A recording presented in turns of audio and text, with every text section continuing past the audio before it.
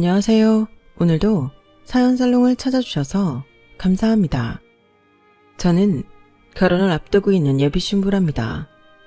원래 결혼 전에는 많은 신랑 신부들이 별의 별일을 다 겪기도 하고 감정적으로도 너를 뛴다고 하더군요. 물론 그런 말들이 정확히 어떤 것들을 의미하는지 저는 아주 잘 알고 있어요. 왜냐하면 저도 그런 일들을 겪었기 때문인데요. 하지만 제가 겪었던 일들은 다른 사람들이 의뢰 얘기하는 에피소드들보다는 조금 더 드라마틱했던 것 같아요. 그래서 제가 겪었던 그 사건에 대해서 이렇게 사연을 보내게 되었습니다. 저랑 예비 남편은 일본에서 각자 공부를 하고 일을 하다가 만나게 되었어요.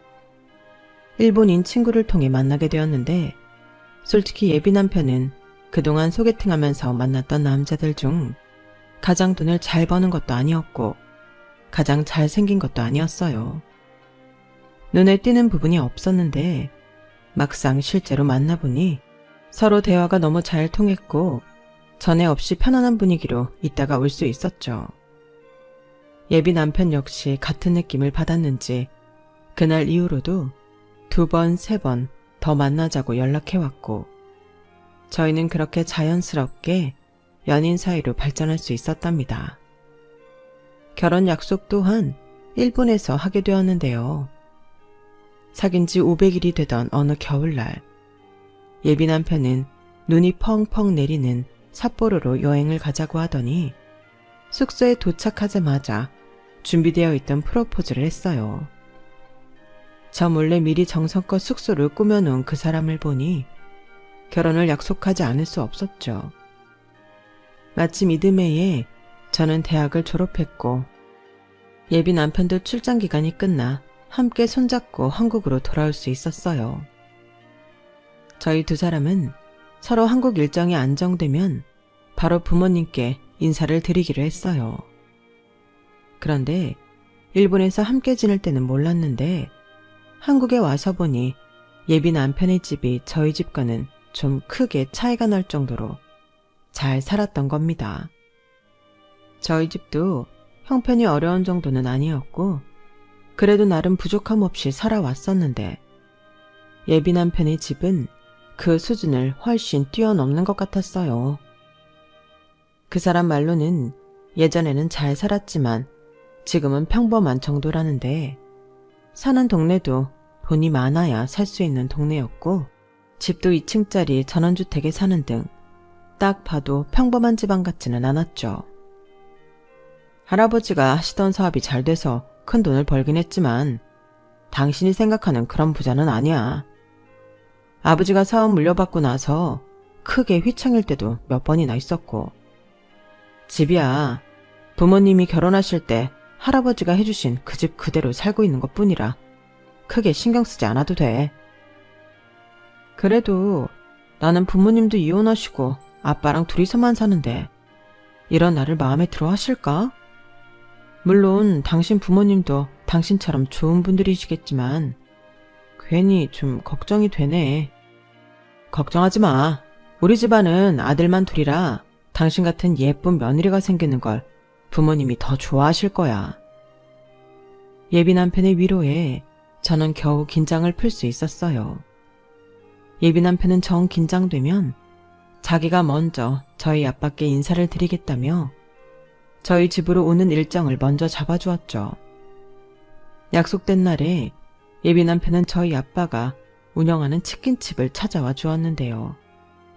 한 손에는 간단한 선물을 들고 아빠가 내어주신 치킨을 먹고 맛이 있다며 칭찬을 하고 시종일관 사람 좋은 웃음으로 분위기를 밝게 이어갔죠. 입맛에 맞을지 모르겠다만 이게 우리 집에서 가장 잘 나가는 메뉴일세. 애엄마도 연락을 해보긴 했는데 지금 한국에 없어서 아마 나중에 상견례 자리도 잡히고 하면 그때는 일정 맞춰 입국할 수 있을 게야. 아, 어머님이랑 아직 연락하고 지내세요? 그럼 언제든지 두 분 편하실 때 제가 한 번 더 찾아뵙겠습니다. 아니 근데 아버님, 치킨이 너무 맛있는데요. 이 메뉴가 가장 잘 나갈 만하네요. 제가 원래 양념파인데 아버님이 해준 후라이드가 웬만한 양념보다도 맛있어요. 그래? 하, 참. 20년 넘게 닭만 튀기다 보니 자네 차 가져왔나? 생맥주도 한잔 할 텐가? 대리 부르면 되죠. 이렇게 맛있는 치킨에 도저히 맥주를 안 마실 수가 없네요. 자주 오게나. 우리 사위는 내가 2마리, 3마리도 튀겨줄 수 있네. 아빠는 기분이 좋으신지 그날 예비 남편과 맥주도 한잔 함께 하면서 즐겁게 대화를 나누셨어요. 예비 남편의 그런 모습을 보며 저도 결혼할 사람을 참 잘 만났다는 뿌듯한 생각과 함께 며칠 뒤 나도 예비 시댁 식구들을 만나면 이런 즐거운 시간을 보내야겠다는 생각을 했죠. 예비 남편이 했던 것처럼 자연스럽게 하면 되겠구나 싶은 생각에 긴장감도 사라지고 의욕이 생기게 되었어요. 그렇게 시간이 흘러 예비 시댁에 인사를 드리러 가기로 한 날이 왔습니다. 저는 예비 남편이 그랬던 것처럼 똑같이 한 손에는 예비 시부모님이 좋아하신다는 선물을 들고 밝은 표정으로 인사를 드렸어요. 그러자 예비 시부모님도 똑같이 밝은 표정으로 절 반겨주셨죠. 어머, 네가 지은이구나. 어서 와. 아유, 여기까지 오느라 힘들었을 텐데 뭘 또 이런 걸 다. 안녕하세요, 어머님 아버님. 박지은이라고 합니다. 이거 어머님 아버님이 좋아하신다고 해서 작게나마 챙겨왔어요. 어서 들어오렴. 아우, 이쁘기도 해라. 집 내부로 들어가니 예비 시댁 집안은 예상했던 것보다 훨씬 더 고풍스러운 저택이었어요. 할아버지 때부터 부자였다더니 그 말이 제대로 실감이 났죠. 예비 시어머니는 음식을 푸짐하게 차려놓으셨는데 하나같이 맛 또한 수준급이었어요. 저는 예비 남편이 저희 아빠 가게에서 했던 것처럼 음식이 너무 맛있다는 얘기와 함께 활기차게 대화를 이끌어 나가려고 했는데요. 제 예상과는 다른 분위기로 흘러가고 말았어요. 어머, 어머님, 갈비찜이 너무 맛있어요. 그래? 더 있으니 먹고 더 먹으렴. 요즘 애들답지 않게 먹는 모습도 참 복스럽구나. 부모님이 참 기뻐하시겠어. 아버님, 어머님은 어떤 일을 하시니? 저희 아빠는 동네에서 치킨집 하고 계세요. 엄마는... 뭐? 치킨집? 치킨 사업을 하시는 게 아니라 동네 치킨집을 운영하신다고? 우리 아버지도 퇴직하신 뒤로는 운전하시는데 뭐. 그거랑 이거랑 같니? 네 아버지는 벌 거 다 벌어놓고 소일거리로 운전하시는 거잖니? 그럼 지은이 너희 아버님도 원래는 다른 일 하시다가 전향하신 거니? 아, 저희 아빠는 엄마랑 이혼하신 뒤부터 20년 동안 치킨집만 운영하셨어요. 동네에서도 단골 엄청 많으시고. 뭐? 이혼? 아이고. 그치만 저희 부모님 아직 서로 친하게 잘 지내고 계세요. 상견례 자리에는 2분 같이 오시기로 하셨어요. 이제 남남인데 뭐하러 오신다니? 엄마! 예비 시어머니의 공격적인 말에 갑자기 화기애애했던 분위기는 얼음물을 끼얹은 듯 차가워졌어요. 저는 너무나 당황했죠. 순간적으로 제가 무슨 실수를 했나 싶은 생각이 들 정도로요. 하지만 저는 묻는 말에 있는 그대로의 사실을 대답했을 뿐 잘못한 건 없었어요. 예비 남편 역시 많이 당혹스러운 듯 어쩔 줄 몰라 했죠. 그때 그런 분위기를 전환시킨 사람은 바로 예비 시아버지였어요. 조용히 계시던 예비 시아버지는 저에게 친절한 말투로 물어보셨어요. 사돈 어르신께서 그럼 혼자 너를 명문대에 보내시고 일본 유학도 보내신 거니? 이번에 대기업 인턴직 합격했다는 소식은 승철이 통해 들었다. 네, 제가 원래 그쪽 분야로 고등학교 때부터 관심이 있었거든요. 아빠도 제 꿈을 응원해 주셔서 여기까지 오게 됐어요. 그때 당시만 해도 각광받는 분야가 아니었는데 네 성구안도 대단하고 그런 널 믿어준 사돈어른도 참 대단한 분이시구나. 지은이가 대학도 반학기 조기 졸업해서 아마 같이 들어간 인턴들 중에서 제일 어릴걸? 그치? 아, 응. 내가 제일 어리긴 해. 예비 시아버지와 예비 남편의 노력으로 분위기가 다시 조금 풀어지는 것 같았어요. 저희의 대화를 듣던 예비 시어머니도 왜인지 분위기가 좀 누그러지는 것 같더군요. 그래 뭐 지은이 네가 능력이 있으니. 아니 근데 인턴으로 들어가면 정직원이 안 될 수도 있는 거 아니니? 아니 엄마 거긴 웬만하면 정직원 전환 시켜주더라고요. 인턴을 애초에 엄청 힘들게 뽑아서 그런가 봐. 그래 그렇다면야 뭐. 승철 엄마가 워낙 걱정이 많은 스타일이라 그러니 걱정하지 말렴. 이렇게 예쁘고 능력도 좋은 딸이라니. 당신도 참. 그래 사돈 어르신이 참 뿌듯해 하시겠어. 우리도 가끔씩 치킨이랑 맥주를 즐겨 먹곤 하는데 나중에 사돈 어르신이 하시는 가게에 들러봐도 괜찮겠구나. 아, 네. 대기업 다니게 된다고 해서 안일하게 생각하지 말거라. 들어가면 그때부터 시작인 게야. 엄마 없이 자랐다니까 가르칠 게 한두 개가 아닌 것 같은데 집에도 일찍 들어오고. 저희 엄마는 승철 엄마가 널 걱정해서 하는 말이지 싫어해서 하는 말이 아니란다. 저 사람이 그래도 살림하는 기가 막히게 잘하는 편이거든. 잘 배워두면 너도 애 키우고 살림할 때 도움이 많이 될 게다. 중간에 잠깐 분위기가 싸해졌던 때, 그때 예비 식구들과의 식사 자리는 어찌저찌 좋은 분위기인 것처럼 끝났어요. 하지만 저는 그날 이후로 왠지 모르게 속이 너무 답답했는데요. 예비 시어머니의 말과 행동은 누가 봐도 절 별로 마음에 들어 하시지 않는 것 같았는데 예비 시아버지가 그게 아니라고 하시니 혼란스러웠거든요.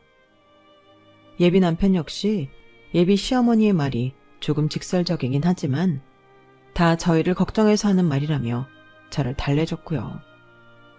그럼에도 불구하고 제 마음은 완전히 풀어지지는 않았어요. 사실 저희 가족이 이렇게 된 데에는 그럴 만한 나름의 사연이 있었기 때문이었죠. 원래 저희 집은 지금처럼 화목한 가정이 아니었어요. 부모님이 이혼하시기 전보다 이혼하신 이후에 더 화목해진 특이한 집안인 거죠. 그리고 그 문제의 원인은 바로 저희 할머니였는데요. 저희 할머니는 제가 기억하는 아주 어렸을 적 첫 기억부터 저희 엄마를 늘 괴롭히셨어요. 야, 너 지금 시간이 몇 시인데? 아직까지 처자빠져 있어. 얼른 이 남편 아침상부터 차려야 할 것 아니냐? 죄송합니다 어머님. 제가 어제 회식 자리였어서. 이게 토요일이라고 괜히 늑장 부릴 생각만 하고 돈도 쥐꼬리만큼 벌어오는 주제에 무슨 놈의 회식 타령이야. 금방 상 차릴게요. 엄마, 저 아침 안 먹어도 돼요. 저희 좀 자게 냅두세요. 너 안 먹는다고? 다른 사람도 다 안 먹냐? 뭐해? 얼른 일어나지 않고. 에이, 아들도 못 낳는 년이 게으르기까지 하니. 어렸을 때 저희 가족은 할머니 집에서 다 같이 살았었는데요. 엄마가 조금이라도 늦게 일어나는 날이면 어김없이 할머니가 엄마를 구박하는 소리가 쩌렁쩌렁하게 들려왔어요. 할머니는 지역 유지라 원래부터 돈이 많은 분이셨는데 그에 비해 평범하게 자라온 저희 엄마가 며느리로 들어올 때부터 굉장히 반대가 심하셨다고 해요. 결국 시집으로 올 때부터 할머니의 구박이 시작되었는데 설상가상 첫 아이로 딸인 제가 나와버려서 엄마는 저를 낳은 이후로 더 심하게 구박을 받고 사셨죠. 할머니는 인신고격은 기본에 엄마가 물 마시는 거, 밤중에 화장실 가는 거. 당시 어렸던 저는 모든 기억이 다 나진 않지만 떠오르는 기억마다 할머니로 인해 고통받았던 엄마, 아빠에 대한 기억들 뿐이었어요. 다행히 할머니가 저까지 구박을 하진 않았지만 항상 집안 분위기가 엄하고 살벌하니 제 입장에서도 눈치가 많이 보였던 기억은 있네요. 너무 엄마를 심하게 구박하는 할머니 때문에 아빠가 나서서 말려보려고도 했지만 아빠 역시 기세가 형형하신 할머니를 이길 수는 없었어요. 그도 그럴 것이 어린 나이에 결혼한 엄마 아빠가 할머니에게 경제적으로 기대고 있던 부분이 없지 않았기 때문이었죠. 나중에 아빠를 통해서 들은 바로는 처음엔 엄마도 아빠에게 할머니를 적극적으로 말려보라고 하다가 아빠가 매번 할머니의 기세에 눌려 실패하는 걸 보고 어느 순간부터는 체념하고 셔줬다고 해요. 결국 제가 초등학교에 막 들어갔을 때 엄마는 더는 참지 못하고 이혼 서류를 들고 오셨어요. 아빠는 엄마가 내민 이혼 서류에 처음에는 완강히 이혼을 거부했다고 하는데요. 이혼이라니, 당신 나이도 있고 우리 지은이도 있는데 무슨 이혼이야. 알았어. 내가 앞으로 엄마한테 잘 얘기해 볼 테니까. 아니, 당신은 평생 당신 어머니 그늘에서 벗어나지 못할 거야. 그럴 거면 그냥 날 좀 놔줘. 난 더 이상 이 집구석에서 못 살 것 같아. 제발 부탁이야. 내가 그동안 정말 잘못했어. 정말 앞으로는 달라질게. 당신한테 함부로 하는 행동 그만하라고 내가 단호하게 얘기해볼게. 어? 당신이 이렇게 나가면 우리 지은이는 엄마 없이 자라라는 소리야. 내가 여기서 정신병 걸리는 것보다는 차라리 그게 나을 거야. 자꾸 이런 모습 지은이한테 보이는 것도 애 정서에 안 좋아. 차라리 내가 나가서 돈이라도 마음 편히 버는 게 지은이를 위해서도 좋은 일일 거야. 어머님이 그래도 당신 손주는 안 건드리시잖아. 제발 나 좀 이 집에서 나가게 해줘. 엄마의 처절한 말에 아빠도 더 이상 말을 잇지 못하셨어요. 두 분이 우시는 소리에 거실에 있던 저도 울음이 터졌죠. 제 울음소리를 듣고 엄마가 나와서 절 안고 꺼이꺼이 통곡을 하셨던 것이 기억나네요. 결국 아빠는 이혼 서류에 도장을 찍어주실 수밖에 없었습니다. 나중에서야 할머니가 이 사실을 아시고 노발대발 하셨지만 이미 엄마는 최소한의 집만 챙겨 도망치듯 집을 나가버리신 뒤였죠. 이래서 옛말에 겉머리 짐승은 거두는 거 아니라고. 그간 먹여주고 재워준 게 얼만데 이렇게 말도 없이 도망을 가? 아주 배은망덕한 년 같으니라고. 그만하세요. 엄마 잘하신 거 하나도 없어요. 이래서 부모 없는 애는 만나지 말라고 했잖니. 경우가 없어도 정도 껏 없어야지. 남의 가정을 이렇게 파탄을 내놓고. 아, 그만 좀 하시라고요. 그만하시라고 했잖아요. 그 사람 있을 때도 제가 엄마 제발 좀 그만하라고 했잖아요. 그 사람 엄마가 내쫓은 거나 다름없어요. 알아요. 그렇게 죽을 만큼 못살게 괴롭혀서 내쫓아놓고 이제 와서 그 사람을 탓하다니. 엄마가 그러고도 사람이에요? 엄마야말로 제 가정 파탄 낸 원흉 그 자체라고요. 아빠가 그렇게 소리를 지르고 화를 내는 모습은 난생 처음 봤습니다. 할머니 역시 그런 모습을 처음 보신 건지 그때는 약간 당황하신 것 같아 보였죠. 처음으로 할머니가 남의 말에 말문이 막힌 모습이었어요. 할머니는 아빠한테는 아무 말씀도 못하시고 잠시 뒤 저에게 얼른 제 방으로 들어가라고 한마디만 하셨죠. 제가 방으로 돌아와 인형을 안고 불안하게 있을 동안 거실에서는 할머니랑 아빠가 조용히 무슨 얘기를 하는 것 같았는데 잠시 뒤 쾅 소리와 함께 아빠가 집 밖을 나가신 걸로 봐서는 대화가 잘 안 된 듯 했어요. 한동안 할머니와 아빠는 말 한마디도 하지 않고 남처럼 지내셨죠. 제가 알기로는 할머니는 이 모든 사달이 난 뒤에도 본인이 잘못했다거나 미안하다는 말은 단 한 번도 하지 않으셨어요. 덕분에 궁전같이 넓고 아름다운 할머니 집은 매일매일 감옥이나 다름이 없었답니다. 결국 아빠는 엄마랑 이혼한 지 3년째 되는 해에 자기도 더 이상 할머니와 못 살겠다면서 절 데리고 서울로 올라와 버리셨어요. 그리고 할머니가 돌아가시기 직전까지 웬만해선 고향으로 내려가지 않으셨죠. 아빠는 원래 살던 지역에서 다니던 회사도 아예 사표를 내고 올라와 치킨집을 차리셨어요. 아빠 말로는 대학을 가고 취직을 한 것도 할머니 기대에 부응하기 위해서였지. 원래는 요리를 하고 싶으셨다고 했죠. 음식에 진심이었던 아빠는 가게 문을 닫은 뒤에도 매일같이 가게에 남아 메뉴를 연구하셨어요. 할머니 집에 비하면 손바닥만한 집에서 살게 되긴 했지만 아빠랑 저는 전보다 활기차고 성실하게 하루하루를 살아갔답니다. 덕분에 저희 치킨집은 빠르게 손님들이 늘었고 옆 동네에서까지 치킨을 먹으러 오는 단골 손님들까지 생기게 되었는데요. 하지만 무엇보다 좋았던 점은 아빠가 예전보다 훨씬 자상하고 재미있는 아빠가 되었다는 거였어요. 그전에는 저랑 놀아주더라도 어딘가 여유가 없고 다른 곳에 신경이 팔려 있었던 것 같은데 서울에 온 뒤로는 마음이 편해지셔서인지 진심으로 절 돌봐주시더군요.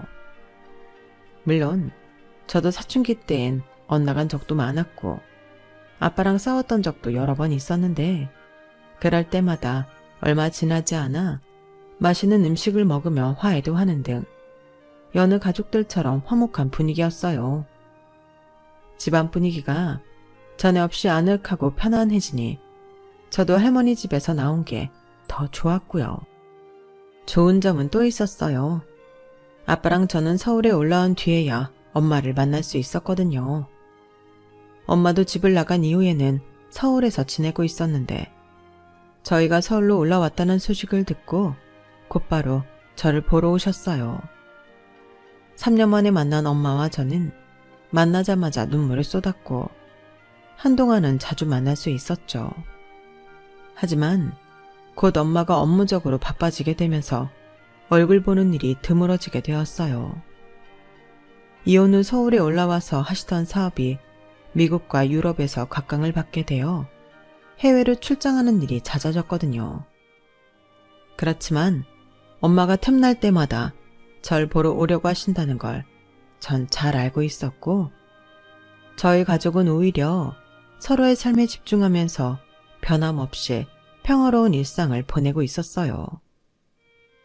그러던 어느 날 학교에 있던 저는 선생님의 부름에 다급하게 조퇴를 하게 되었는데요. 할머니가 돌아가셨다고 아버님께 연락 왔어. 얼른 가방 챙겨서 집으로 가보렴. 헐레벌떡 집으로 간 저는 수척한 얼굴을 한 아빠와 함께 고향으로 내려갔어요. 할머니는 돌아가신 지 3일 정도 만에 이웃 주민에게 발견되셨다고 했어요.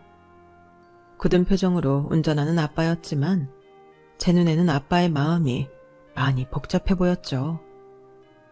장례식장에 도착하니 아빠의 굳어있던 표정이 그제야 풀어지면서 눈물을 흘리시더군요. 그때까지 할머니의 죽음이 실감나지 않던 저도 갑자기 실감이 나면서 눈물이 펑펑 났어요.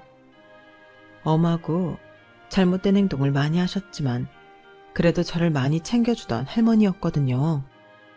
다음날 급하게 연락을 받고 오신 엄마가 장례식장에 도착하셨어요. 엄마는 할머니 영정사진을 한참 노려보셨는데 얼굴은 이미 눈물 범벅이셨죠. 그렇게 원망했는데, 그렇게 욕을 많이 했는데 왜 이렇게 일찍 가세요? 내가 어머님 100살도 넘게 사실 만큼 욕을 그렇게 많이 했는데 고작 이 짧은 시절 살다 가시려고 저한테 그렇게 모질게 구셨어요? 나는 아직도 가끔 어머니 나오는 거 악몽을 꿔요. 그렇게 남의 인생 못살게 괴롭혀놓고 가족들한테 다 버림받고 혼자 가셔서 왜 마음 편히 원망도 못하게 하세요? 어쩜 그렇게 마지막까지 절 괴롭히시냐고요. 조문객이 많이 오시진 않아서인지 전부 사정을 다 아시는 분들이었고 그래서 엄마의 원망 섞인 울부짖음을 다 못 본 척 해주셨어요. 그런 엄마를 보면서 아빠랑 저는 더욱 울고 저희 가족은 그렇게 할머니를 보내드렸답니다. 놀라운 것은 할머니가 유산의 대부분을 엄마한테 남기셨다는 거예요. 평소 재산 관리를 철저하게 했던 할머니셨는데 혼자 지내시면서 무슨 심경의 변화가 있었던 건지 2년 전에 미리 유언장을 작성해 두셨다고 하더군요. 엄마는 그 돈을 받지 않겠다고 아빠한테 넘기려고 했지만 아빠는 극구 말리셨어요. 당신이 그거라도 받아야 우리 가족의 죗값이 조금이라도 사라지지. 난 어차피 그 돈 받아도 제대로 관리도 못해. 내 몫으로는 이 정도면 적당해. 내가 돈이 없어 보여? 이 정도 돈으로 화 안 풀리니까 그냥 당신이 가져. 지은이 키우는 건 당신이잖아. 참나, 나는 돈이 없어. 그리고 우리 지은이가 당신 닮아서 얼마나 공부를 잘하는 줄 알아? 키우는데 다른 집 애들처럼 학원비가 많이 들기를 하나, 애가 사치를 부리기를 하나, 이 돈 필요 없어. 지은이한테 뭘 해주려거든 당신이 직접 하면 되잖아. 아빠는 끝까지 엄마한테서 돈을 받지 않으셨어요. 엄마는 결국 할머니의 유산을 받아가셨고 그 돈으로 대부분 제 학비를 대주시거나 저에게 용돈을 주시곤 했죠. 가끔 주시는 용돈은 큰 돈은 아니었지만 학생인 제 입장에선 충분한 돈이었고 저는 덕분에 경제적으로 어려웠던 적은 없었어요. 아빠가 하시는 치킨집도 꾸준히 손님들이 많았고요. 그리고 엄마랑 아빠가 틈틈이 연락을 하시는 것 같았어요. 아빠는 아직 엄마를 많이 좋아하는 티가 났었거든요. 그래서 하루는 제가 아빠한테 직접적으로 엄마 얘기를 꺼내봤어요. 아빠, 엄마랑 또 연락해? 아니야. 그냥 한국에 또 언제 들어오는지 알아야 지은이 너한테도 말해주니까. 이제 할머니도 안 계신데 둘이 다시 만나도 되지 않아? 이 녀석이 벌써 다 커가지고 무슨 그런 걸 눈치채고 있어. 눈치채더라도 좀 모른 척 해주지. 나는 상관없어. 나 신경 쓰지 말고 만나라고. 아빠가 염치가 있지. 어떻게 먼저 그러니? 네 엄마가 만나준다고 할 때마다 한 번씩 만나는 걸로 좋게 해야지. 아빠는 씁쓸하게 웃으며 그렇게 말씀하셨는데 세월이 지나도 정말 두 분은 재결합을 하지 않더군요. 엄마도 아빠가 싫은 눈치는 아니었는데 말이에요. 제가 일본 유학을 다녀온 사이에는 오히려 전보다도 더 자주 연락하시는 것 같았고요. 그때는 저도 두 분이서 저 몰래 연애하시는 걸 못 본 척 해드렸답니다. 남들이 봤을 때는 저희 집이 이혼 가정이라서 별로 화목해 보이지 않겠지만 사실은 이런 사정들이 있었기 때문에 오히려 서로 더 애틋한 사이예요. 그래서 예비 시어머니의 편견 어린 시선이 굉장히 거슬렸던 거고요. 하지만 저는 저희 집안의 이야기를 잘 모른다면 편견을 가질 수도 있다고 이해하기로 했습니다. 실상은 다정한 집안이니 아마 예비시댁 식구들도 상견례 자리에서 저희 가족을 만난다면 금방 편견이 사라질 거라고 생각했죠. 예비 시아버지의 말씀대로 예비 시어머니가 절 싫어하는 것은 아니고 몇 가지 이유 때문에 그랬던 거니까 그런 부분들이 사라지면 처음 제게 반갑게 인사해 주셨던 그때로 돌아갈 거라고요. 그래서 상견례 날이 오기 전까지 크게 긴장하지는 않았어요. 상견례 날이 되어 저는 아빠와 함께 시간 맞춰 약속 장소에 갔어요. 저희 엄마는 그 전날 지방에 일이 있어서 내려가셨다가 KTX를 타고 올라오신다고 하셨어요.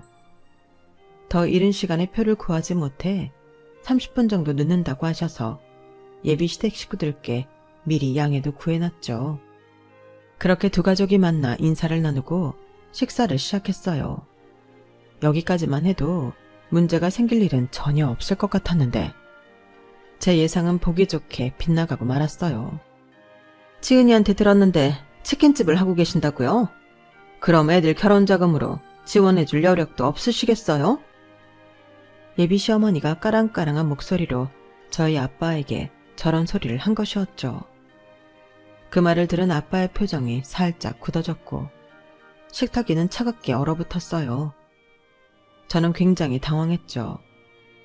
예비 남편이 어색하게 하하 웃으며 억지로 분위기를 풀려고 했어요.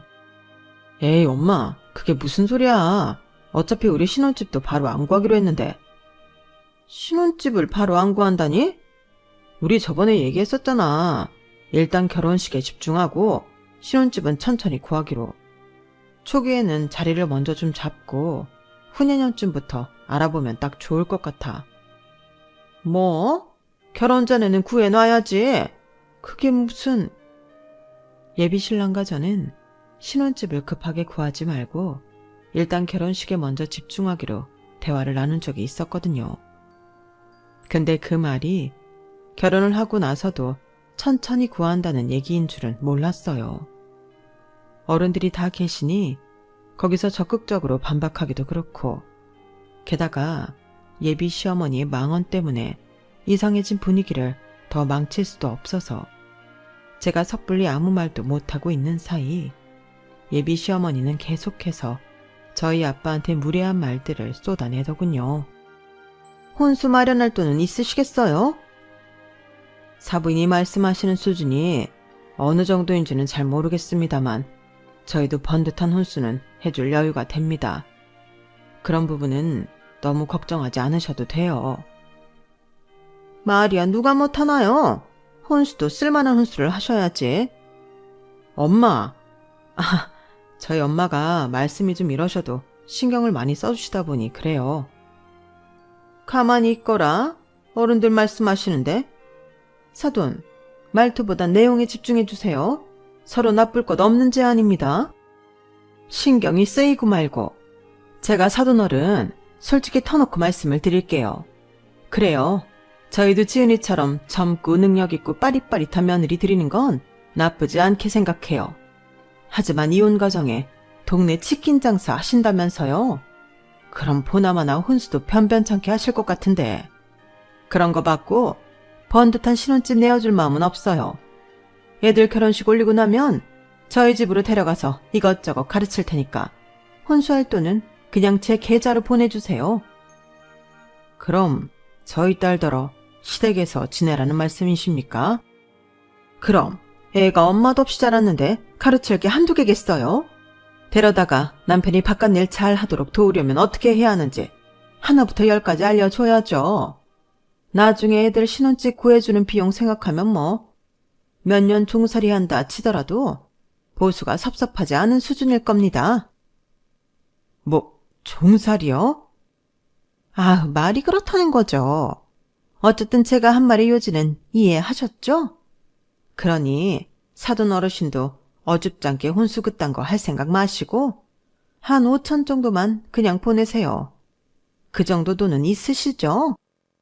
누가 엄마도 없이 자랐답니까? 애 엄마도 여기로 오는 중이라고 제가 분명히 말했을 텐데요. 그리고 이혼했다고 해서 저희가 지은이 부모가 아닙니까? 세상 어느 부모가 자기 자식 하녀 취급하는 집안으로 시집 보내는데 그러자 하겠습니까? 애들 결혼 얘기는 다시 생각해보는 걸로 하죠. 예비 시어머니의 언행이 도를 넘어서자 듣다 못한 저희 아빠도 언성을 높이게 되셨어요.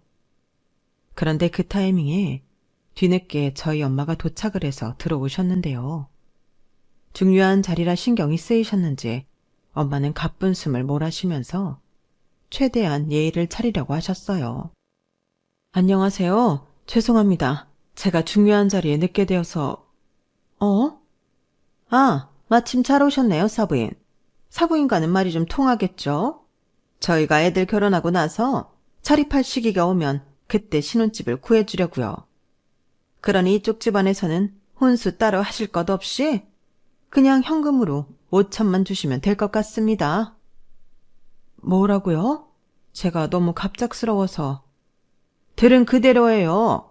듣자하니 사돈내외가 이혼하셔서 지은이가 엄마 없이 컸다죠? 그러니 살림을 제대로 배웠을 턱이 있나요? 애들은 결혼하면 일단 저희 집에서 같이 살면서 제가 이것저것 가르치기로 했어요. 아닙니다. 여보 그만해. 집사람 말은 그런 뜻이 아니라. 상당히 불쾌한 말씀을 하시네요.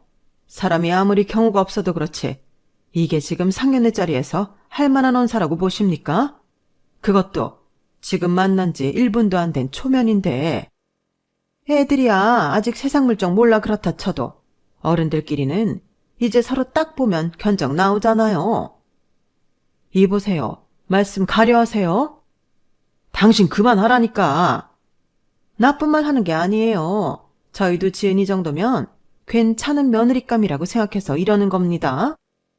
사부인도 괜히 체면 차리실 거 없이 편하게 생각하세요.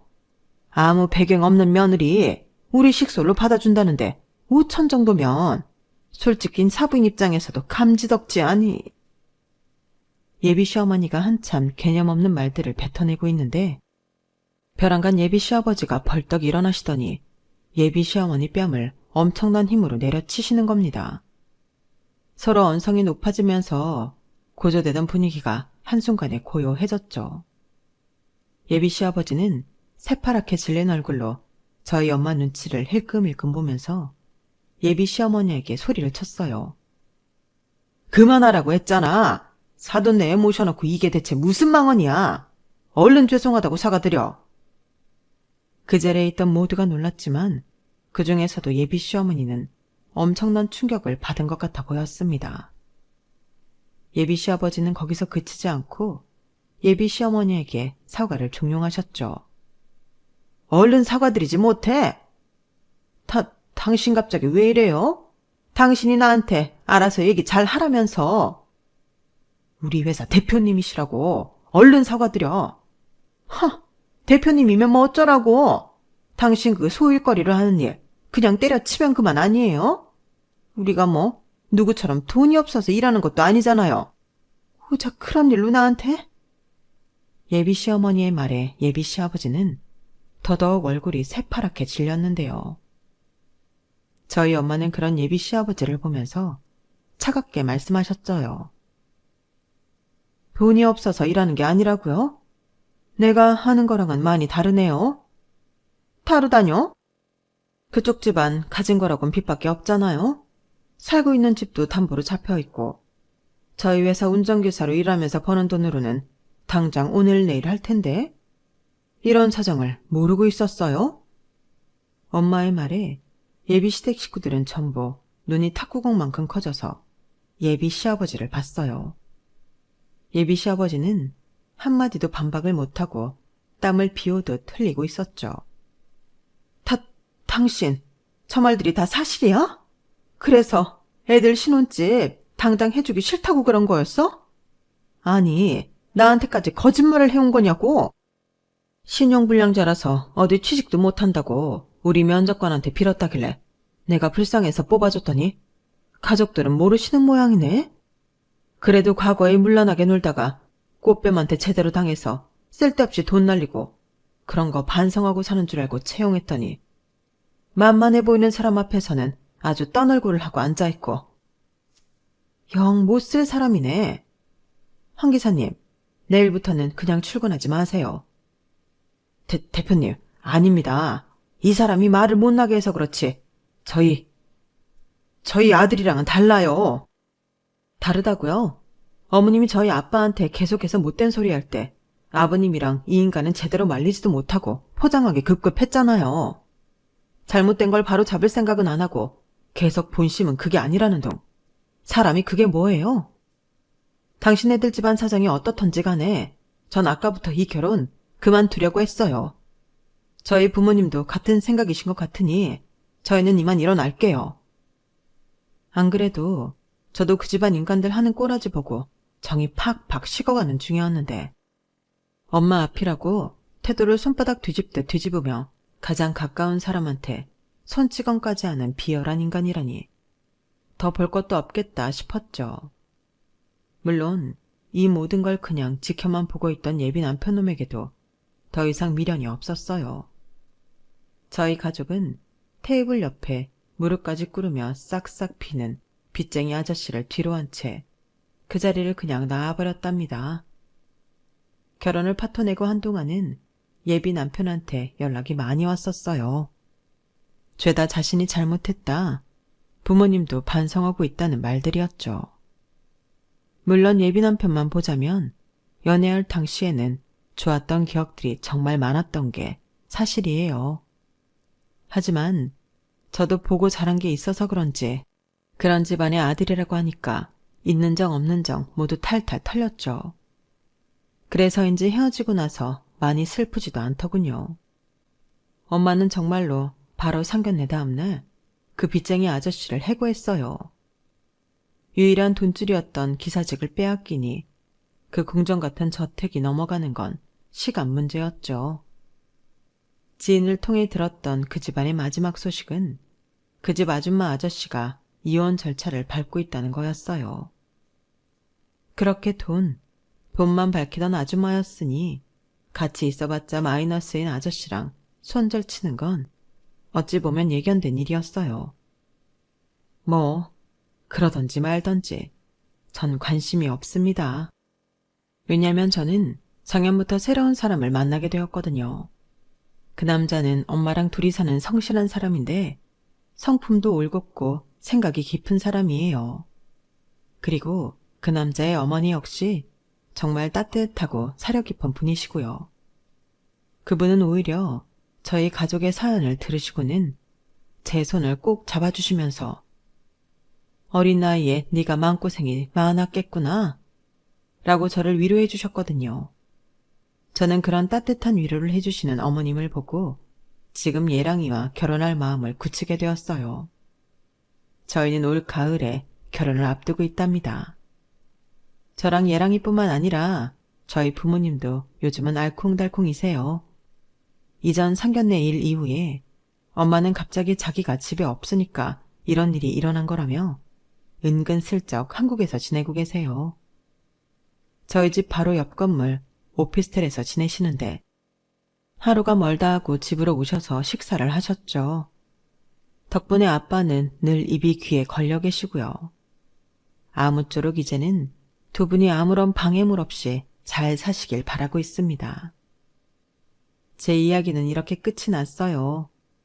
생각해보면 저희가 살면서 미리 가까이 하지 말아야 할 사람을 피하는 것도 굉장히 지혜롭고 삶을 안전하게 해주지만 그걸 넘어서 지나친 편견을 가지고 사람을 재단하는 건 오히려 독이 되는 것 같아요.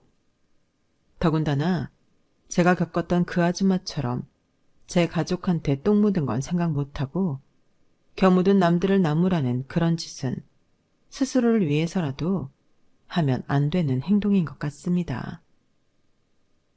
여기까지 제 이야기를 들어주셔서 감사해요. 항상 행복하시고 내일 건강하세요.